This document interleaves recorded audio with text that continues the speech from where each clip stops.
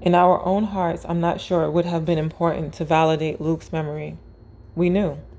He talked about too many things that he had no other reference to. His memories surfaced early and were always said with such innocence. He was drawing from something far larger than his present life.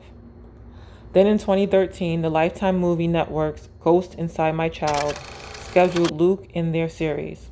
I told Erica, tell the producers what you found online about Pamela Robinson. Maybe they can verify more. Their researchers found a picture of Pam.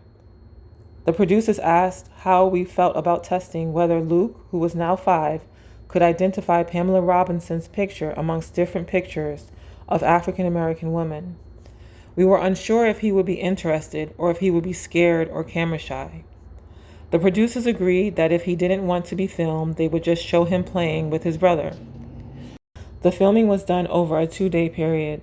The single picture of Pam was shown at the very end. We had not seen the pictures until Luke saw them, which was good because we didn't want the producers to ever feel we had coached him. There were about 8 pictures of African American women for Luke to look at, all printed on one page. Some were older, some were younger. With the cameras rolling, Luke was asked, does anyone look familiar? What does familiar mean?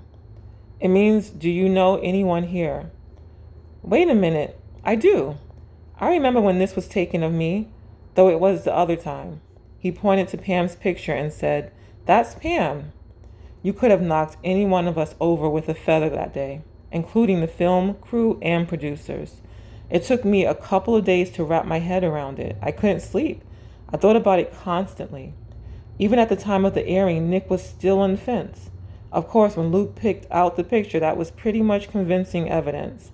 Nick was prepared to say, at the very least, that he didn't know what to think of it, but he couldn't deny what he witnessed. For Luke, the confirmation seems to have been all he needed to make peace with his past life. He stopped talking about Pam soon after the photo identification was made. Erica spoke to Pam's daughter Jasmine in Chicago after the GIMC, Ghost Inside My Child, show.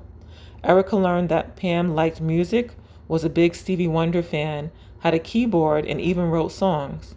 Luke likes that era of music and had an unusual interest in the keyboard. His favorite toy at one time was a tiny piano that he toted around with him.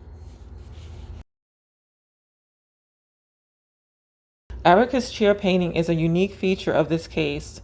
Was it possible for Erica to intuit Pam's spirit hovering around her while painting the chair? I am convinced that Erica painted Pam's face on the chair. I have a picture of Pam that really hits home. The shape of her face, cheekbones, nose, eyes, and smile match Erica's painting. Not only that, we live in a somewhat rural community. It just begins to blow the mind that there is a background of city buildings and flames painted on the chair.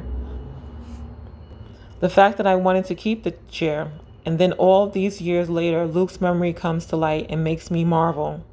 If the chair had been left with Erica, it might have gone to her dorm or never returned. Something made me keep it and treasure it. Lisa concluded, Luke had a keen observation at an early age and vocalized it. We are all the same on the inside. To illustrate, he said, just look at our teeth. Such wise words told as a 3-year-old would explain it. Most people raised with traditional religious teachings believe our loved ones are in heaven looking over us and waiting to see us one day.